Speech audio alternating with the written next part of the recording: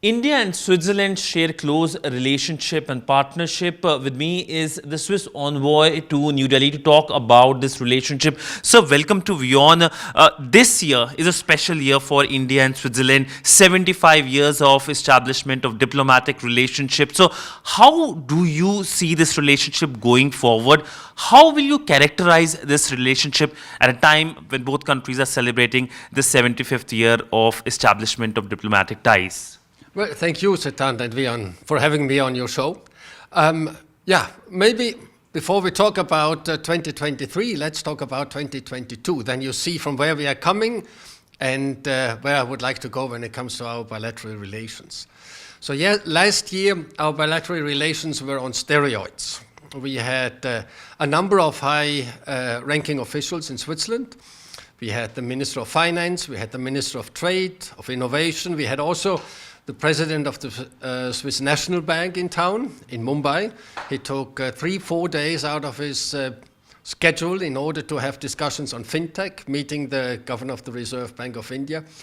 And in the last 6 months of last year, we had 12 delegations coming to town. So that shows you the interest when it comes to the Swiss side. But there was also a good and important interest when it comes to the Indian side. So we had the trade minister in Davos, in Geneva. We had the health minister in Geneva too. Both met their counterparts on Swiss soil.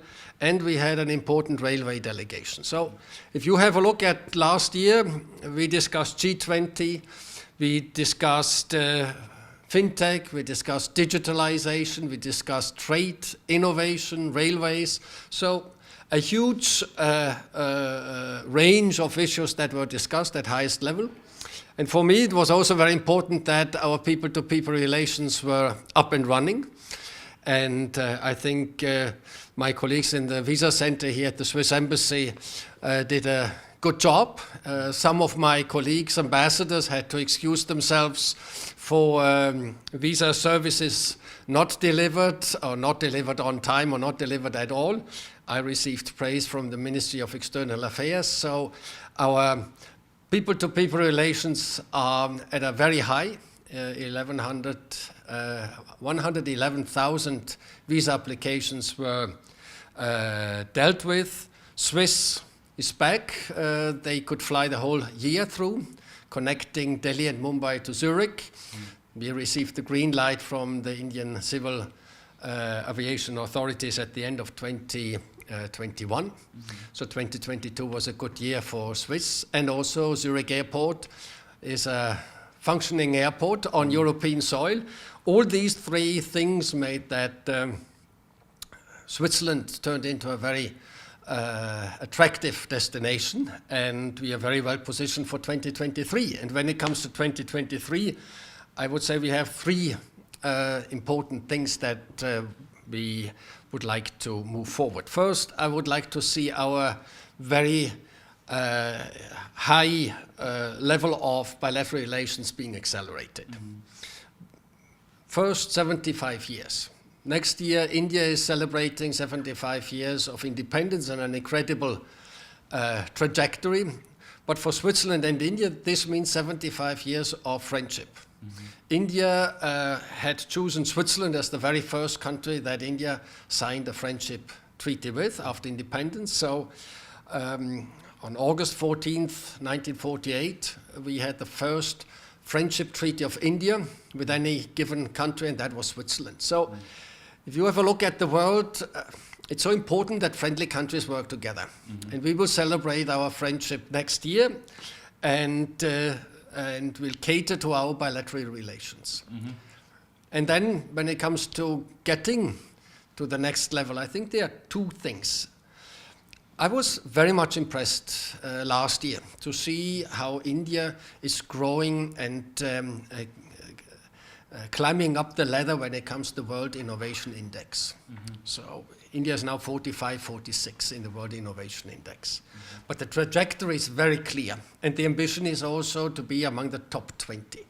Switzerland is the most innovative country according to the World Innovation Index, and has been so for the last 10 years.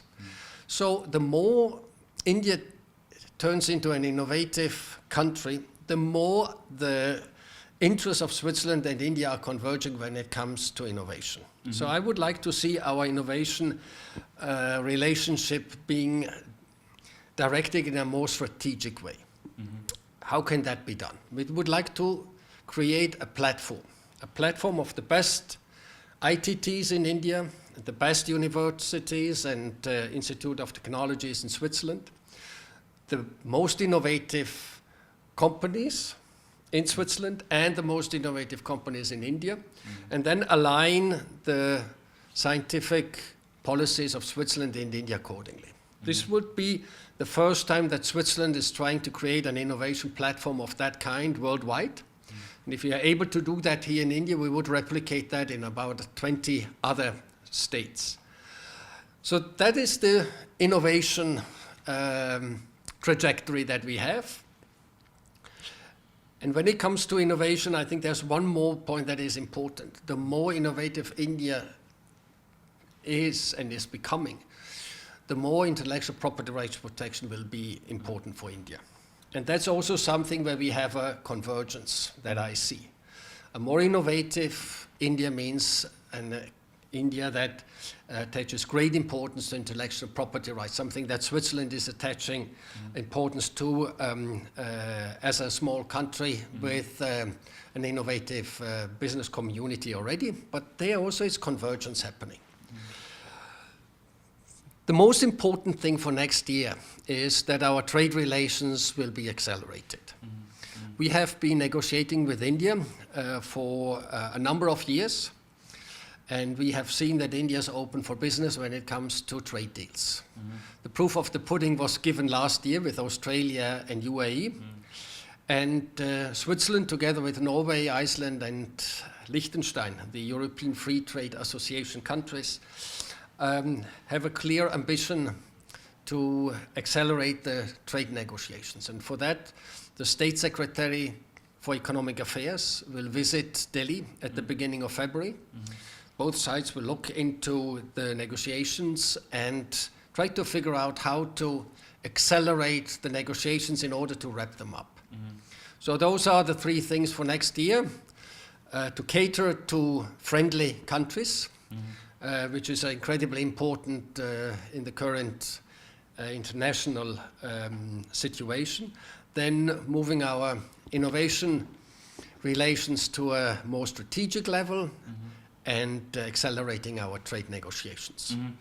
So trade remains one of the key focus areas, but can we expect any high-level visit this year from Switzerland to India, given the 75 years of diplomatic relationship? If you can talk about that, and since you mentioned about the conversation when it comes to the trade relationship, if you can also highlight the economic aspect of this relationship.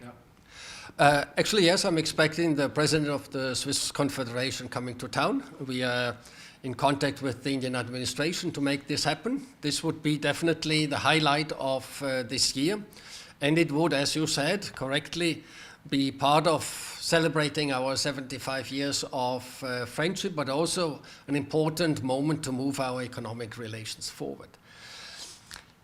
I like your idea about the economic relations. I think the question is, what is the potential of such a trade deal?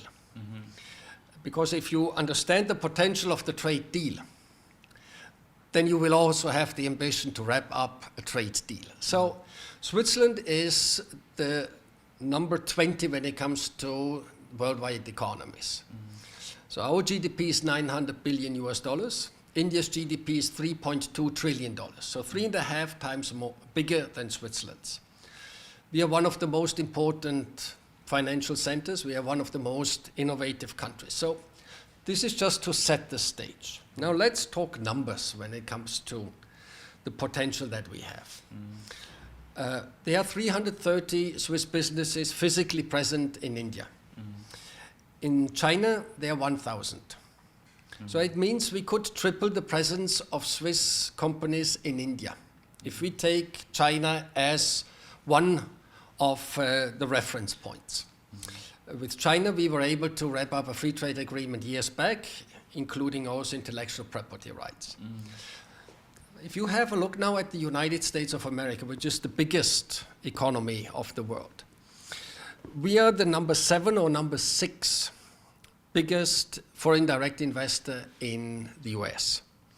We are talking about 300 billion US dollars invested in the US. We are talking about 10 billion US dollars invested from Switzerland in India.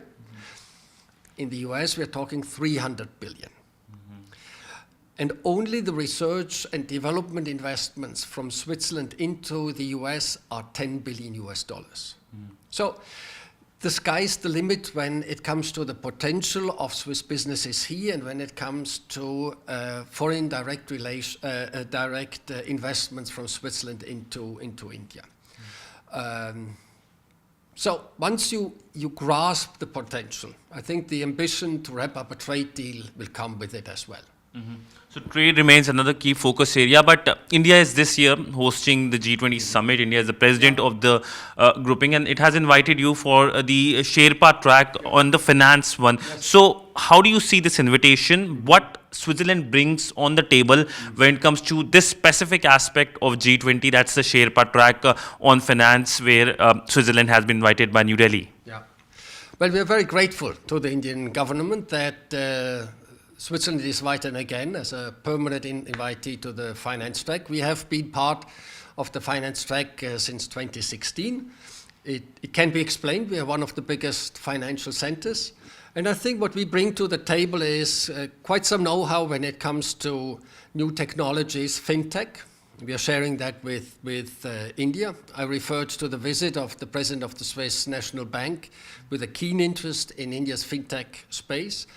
And something that I see as a major contribution of Switzerland or a major field of cooperation is sustainability.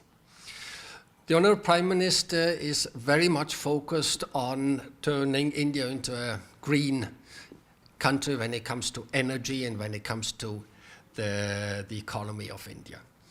And the Swiss government had also a vision for Switzerland's financial sector, to turn Switzerland's financial sector into a sustainable international financial center. And that means we're not talking about 100 billion US dollars that would be invested in climate change adaptation and mitigation like at Sharm el-Sheikh. We would talk about trillions of dollars in Swiss pension funds, insurances, banks that would be invested in sustainable businesses and solutions. And I think there we have a huge opportunity to work with India, and also a huge opportunity, or it's the right thing to have Switzerland at the table when it comes to the G20 finance track. But I think the overall and most important thing when it comes to India's G20 presidency and Switzerland is the focus of India on peace. The Prime Minister wrote an op-ed and made it clear that this is not a time for war. And he made also clear that we are talking about one family, one world, and one future. And if you have a look at Switzerland's Security Council's priorities, we are for the first time in our history now non-permanent member of the Security Council. The number one priority is sustainable peace. Because we have seen whenever a war breaks out in the last 10, 20 years, there is no peace that follows.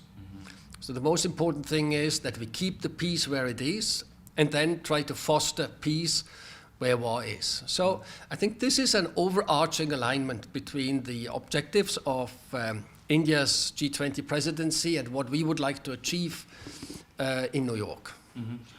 So you mentioned about the economic angle of the relationship. One thing India has been talking about is exchange of information when it comes to dealing with illicit money. Yeah. And India has been very vocal, especially on the G20 as well. When it comes to the bilateral aspect, how things have gone forward. I mean, India has been keen to get information as to number of Indians who have been keeping their money in Swiss banks. If you can shed some light on this aspect of the relationship and how much information India has got from Switzerland.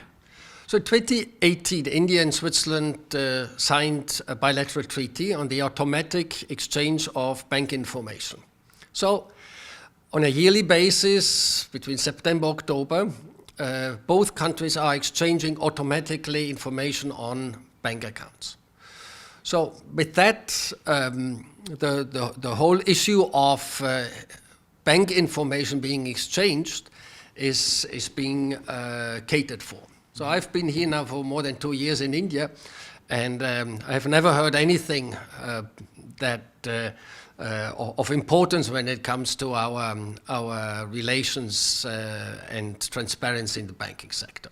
So no clouds are on the horizon or over our bilateral relationships, on the contrary. But that was already dealt with in 2018. So it has been progressing well, but talking about your UNSC presidency, it's a big responsibility on Switzerland. Like we had the responsibility, India had the responsibility for 2 years. Now India is not at the high table. You are at the high table. Your priority is, of course, peace. If you can talk about other priorities you will be focusing on.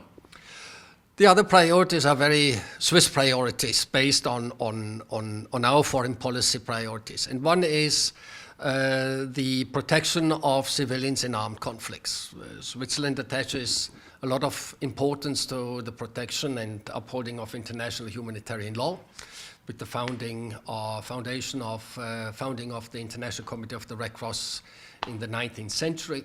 So, and unfortunately, having a look at the world in Ukraine, in Syria, in Yemen, the protection of civilians is really an issue. So this will be our second priority.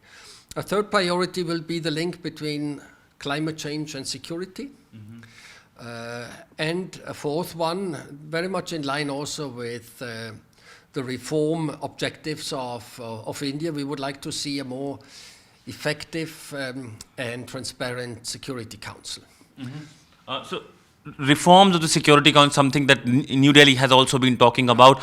What's your view in terms of how the UNSC should reflect the current geopolitical realities, and will you support India's bid for a reformed UNSC? Would you like to support India being at the high table with a permanent presidency and, of course, the veto as well? Yeah, thank you. I mean, already the fact that we supported India's candidacy for the 2021-2022 Security Council membership is an indication. India is now aspiring for a next membership, non-permanent membership at the Security Council. We will look into this very favorably. I think Switzerland and India coming from two different sides to the same issue, and that is the reform of the Security Council and international institutions as a whole. We are trying to change things in the current circumstances, hoping then and working for a real reform. For that reason, we are talking about the effectiveness and transparency of the Security Council. And if you have a look at what Switzerland tried to push forward and move forward over the last years in that specific file, we also made it clear that we are of the opinion that P5s with a veto power today should refrain from using the veto power whenever they are involved in a war. And I think Ukraine is another example why Switzerland's proposal for a restrained use of the veto power is the right one. When it comes to India, I mean, once the conditions are ripe, I'm sure Switzerland will look very favorable into India's candidacy. If you have a look at the world, it's, I think, quite clear that India is a very important country, growing in influence, and already the fact that Switzerland attaches a lot of importance to our bilateral relations gives you an indication in which direction it will go. And so what's your view on the sanctions regime? Because there has been a view that the sanctions regime has been politicized. We know that India has, along with other of its partners, put names for listing, especially Pakistan-based terrorists, and China has blocked the listing of these terrorists. So what's your view, and will you support India's bid if India pushes for more names? There are already names listed, but China, of course, has blocked those names for a period of 6 months. Well, I cannot tell you how we will vote once things are on the table of my colleague at the Swiss government in New York. But Switzerland is adhering to UN sanctions that are being taken by the Security Council. That is absolutely clear. So Switzerland is implementing sanctions of the Security Council and will do so in the future. When it comes to sanctions and terrorism, I mean, just have a look at how Switzerland, the decisions of Switzerland last year. India invited quite a number of states to a extraordinary session of the UN Security Council's Sanctions Committee. Switzerland was there with one person from New York and one person from Bern. So it shows you that we are attaching great importance to the sanctions regime of the Security Council. And then the No Money for Terror conference. We had the Deputy State Secretary of Financial Affairs in town for those 2 days.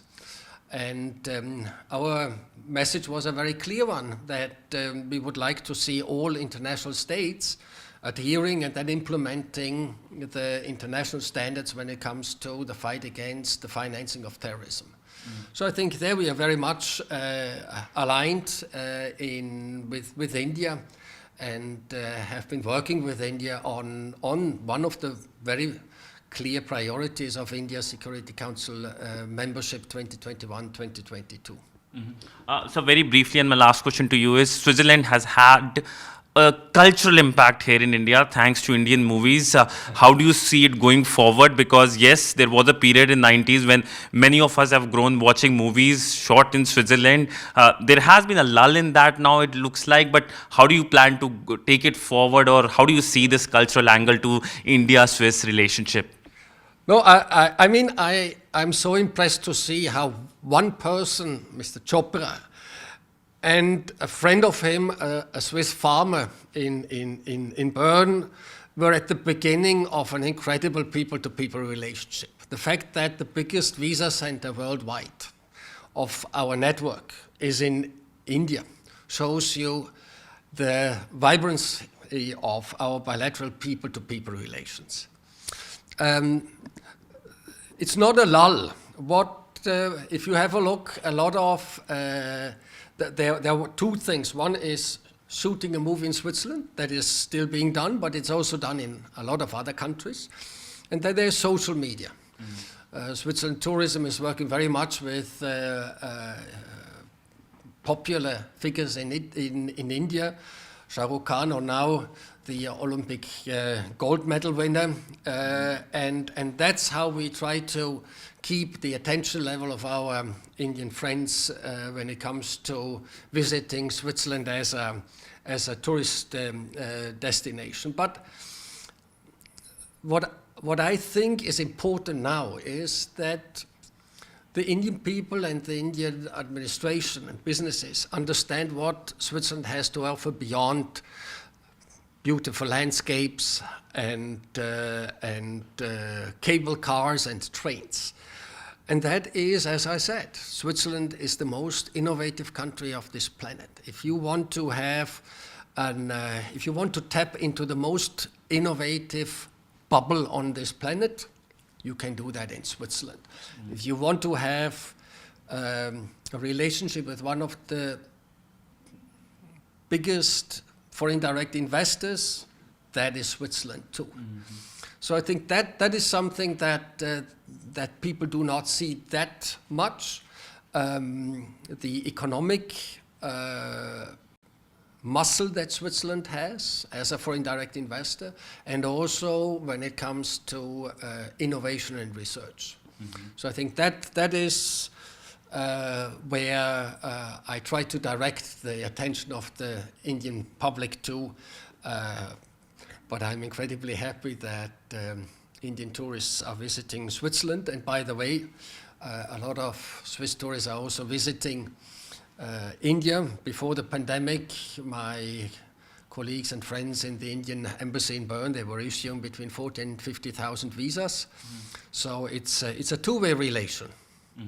A two-way relationship which is expected to grow further this year. Thank you so much, sir, for speaking to WION and giving your insight on several issues, whether it's the trading relationship or the political relationship. Thank you so much, sir. Thank you, Sidhant, for your interest and the interest of your viewers. Thank you so much, sir. With video journalist Chandrasekhar, Sidhant Sibal for WION in New Delhi.